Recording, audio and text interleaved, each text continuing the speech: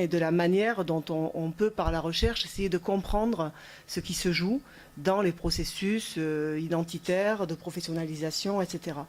Ce sur quoi je vais zoomer avec vous, c'est donc cette question des dynamiques identitaires dans des moments de transition professionnelle qui sont soit désirées, soit contraintes, parfois un peu les deux. Dans la parenthèse, vous voyez que j'ai souligné les formateurs, mais je me suis aussi intéressée aux dynamiques identitaires des formés, je dirais dans les mêmes temporalités, c'est-à-dire lorsqu'on passe d'une formation à l'IUFM, PE1, PE2, PLC1, PLC2, CPE1, CPE2, à une masterisation de la formation. Donc là, je vais vous présenter le cadre théorique que j'utilise, et surtout des résultats de l'enquête et quelle réflexion on peut avoir par rapport à ces résultats, mais la même enquête, je dirais, la même démarche a été conduite auprès des fonctionnaires stagiaires qui venaient de sortir de formation, soit formation à l'ancienne, soit nouvelle masterisation. Donc cette réorientation de la formation des enseignants m'intéresse pour essayer de comprendre quelles en sont les incidences sur les formateurs, c'est-à-dire comment les formateurs s'approprient ou ne souhaitent pas s'approprier ou bien font avec cette nouvelle réforme. Question forte pour moi dans mon travail de chercheur, c'est celle du sens du travail, c'est-à-dire comment lorsqu'on est formateur, on donne sens à ce que l'on fait. Et comment ce sens peut être perturbé, beaucoup, un peu, par rapport à des mutations institutionnelles qui se sont faites, pour la grande majorité des cas, en dehors de la volonté des acteurs, ou avec la volonté de quelques acteurs, mais sans doute pas de tout le monde. Donc, il y a ces éléments-là qui me semblaient intéressants à creuser. Alors, quand je parle du sens du travail, premier point théorique, je m'appuie sur plusieurs travaux, mais de façon principale sur les travaux de Claude Dubar, qui définit le rapport au travail comme une articulation entre le monde vécu du travail et ce qu'il appelle un espace d'identification, c'est-à-dire la manière dont chacun se positionne, s'identifie et est identifié par les autres dans l'univers professionnel. Donc, si je le cite, il dit « J'appelle le sens du travail la composante des identités professionnelles qui concerne le rapport à la situation de travail, sous-entendu à la fois l'activité et les relations de travail, mais aussi l'engagement de soi dans l'activité et la reconnaissance de soi par les partenaires. »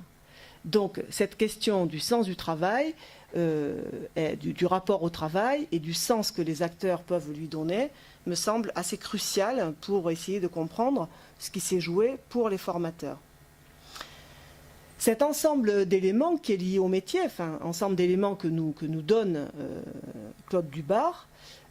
qui questionne à la fois le rapport à soi, le rapport à l'autre, le rapport à l'activité, contribue bien évidemment à la construction de l'identité professionnelle ou au remaniement de l'identité professionnelle dans un contexte en évolution. Alors, quelques repères théoriques.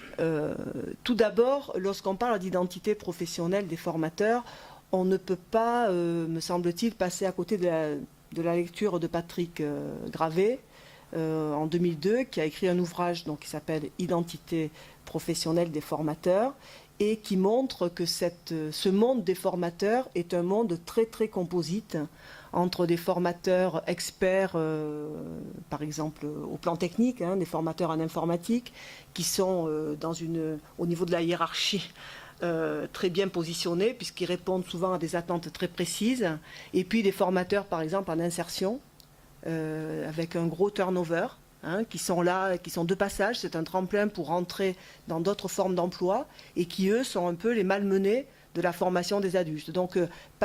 Patrick Gravé, quand il fait cette enquête, il s'intéresse aux formateurs d'adultes en général. Mais ce qui est intéressant, c'est que lorsqu'on va voir du côté des formateurs d'enseignants, puisque c'est ce qui nous intéresse, lorsqu'on convoque les travaux de Vincent Lang, je sais qu'il a fait une conférence ici, je l'ai vu sur votre site, ou les travaux de Alté Paquet-Pernou,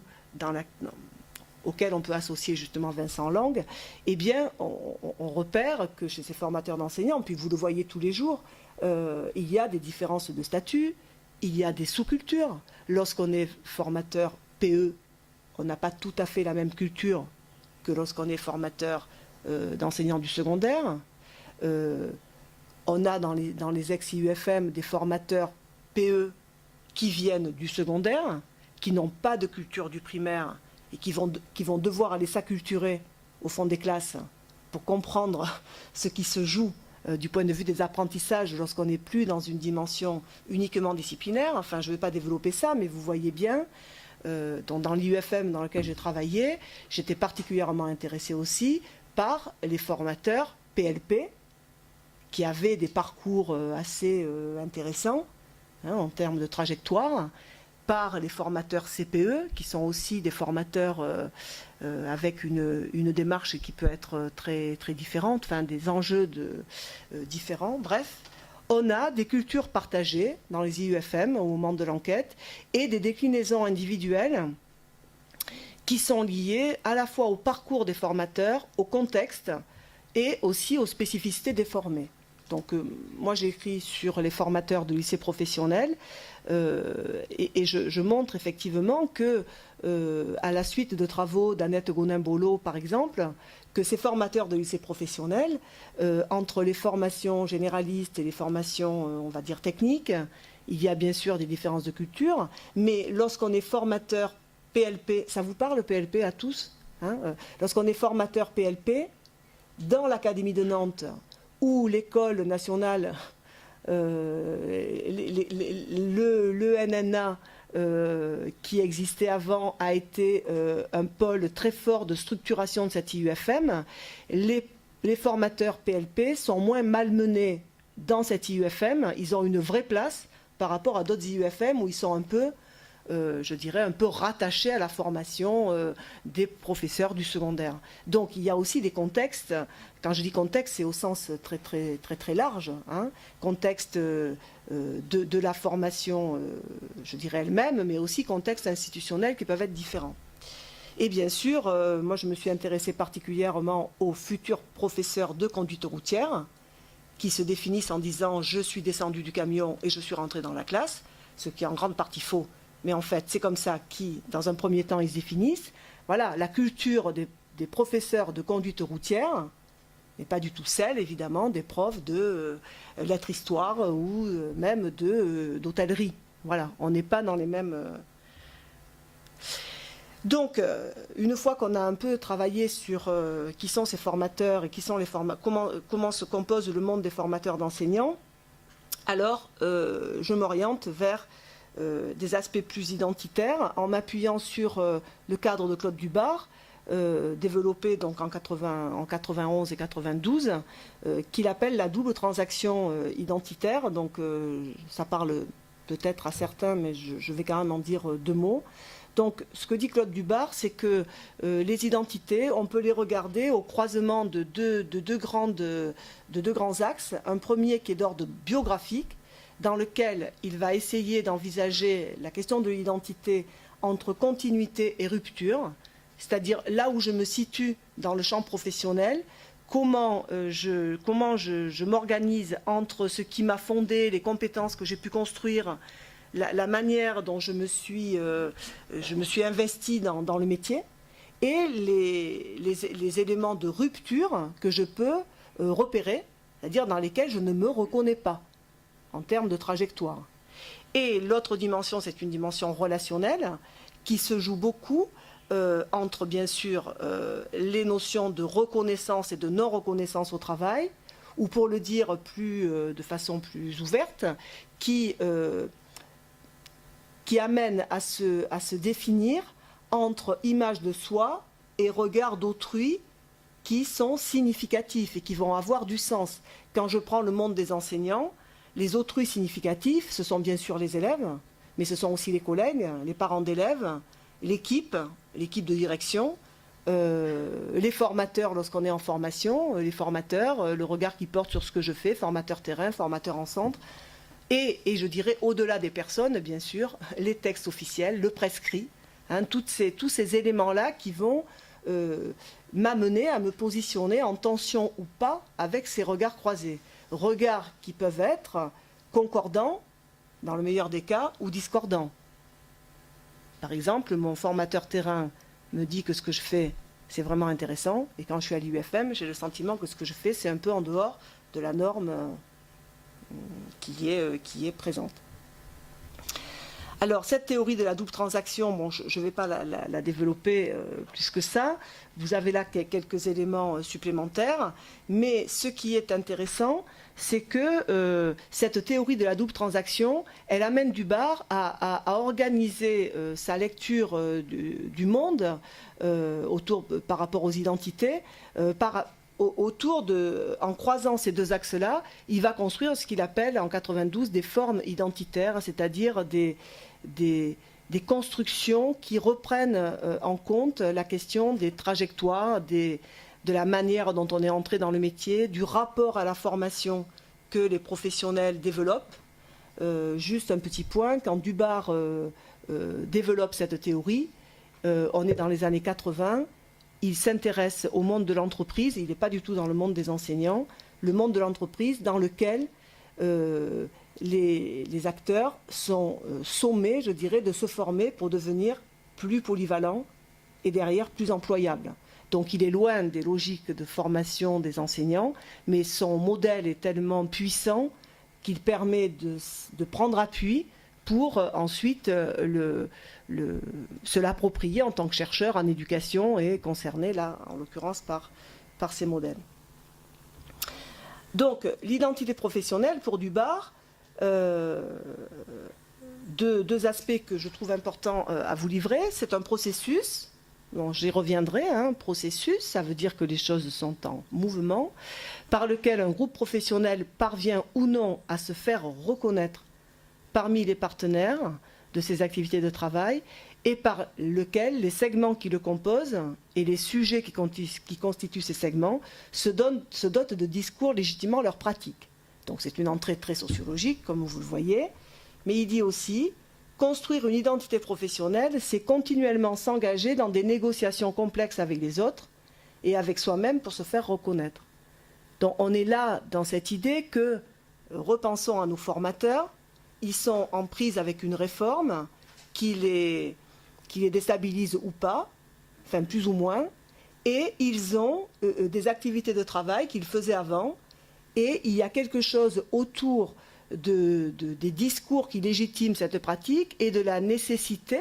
de se faire reconnaître dans ce nouvel espace de la formation, et je dirais aussi de se reconnaître comme pouvant œuvrer dans cet univers qui se transforme. Alors, les choix théoriques que moi je fais, ils s'appuient, je disais, beaucoup sur Claude Dubar, mais pas seulement. Donc, moi, j'ai choisi dans mon travail, et puis c'est quelque chose que j'ai plus stabilisé au fil des études que j'ai pu conduire. Donc, je travaille sur un modèle articulé qui prend appui sur une entrée qu'on pourrait appeler de sociologie compréhensive. Donc cette sociologie, elle s'alimente aux premiers travaux de Max Weber, qui donne, je dirais, qui donne de la valeur à la subjectivité de l'acteur et au sens que ce dernier donne à ce qu'il fait. Et puis derrière Weber, il y a bien sûr Dubar, même si Dubar intègre aussi une dimension qu'il emprunte à Bourdieu. En même temps, dans le travail qu'il va mener entre 90 et 2000, la crise des identités et au-delà, on voit bien qu'il y a quelque chose autour de la prise en compte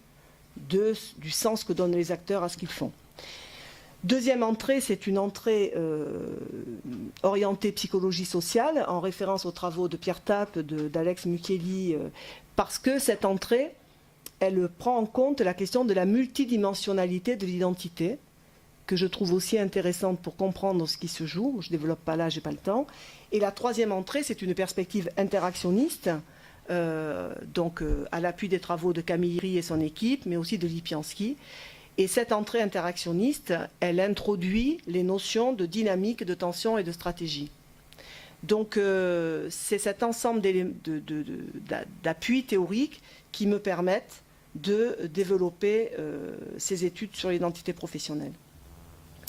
Et donc ce modèle de la triple transaction, je le regarde autour des 2 axes dont je vous ai parlé, que j'emprunte à Dubar, mais que je déplace légèrement. Le premier axe qui va m'intéresser, c'est j'appelle ça la dimension biographique, c'est la manière dont chacun se positionne entre continuité et changement. Le deuxième axe, que j'appelle donc dimension relationnelle, c'est la manière dont chacun se définit par rapport à des autrui. Mais vous voyez que dans le soi, il y a une pluralité, parce que on est tous constitués d'un ensemble de facettes, ou on pourrait dire de registres d'activité ou de registres d'action qui organisent notre vie sociale globalement, dans laquelle s'inscrit la vie professionnelle, et que ce qu'en psychologie sociale, ce que la psychologie sociale apporte, quand je vous disais qu'elle interroge la multidimensionnalité, c'est qu'au plan identitaire, chacun, vous comme moi, essayons de trouver une forme de cohérence, ce que les psychosociologues appellent l'unité du soi, tout en intégrant de multiples facettes. Et cette tension entre unité et diversité, je l'appelle dimension intégrative, c'est-à-dire comment chacun a le sentiment que ce qui se passe dans son univers professionnel, mais qui a aussi à voir avec la dimension personnelle, participe d'une dimension qui intègre un ensemble d'éléments qui pourraient paraître disparates. C'est-à-dire, c'est comment chacun redonne du sens, on en revient toujours là, à ce qu'il fait et à la manière dont il peut en rendre compte.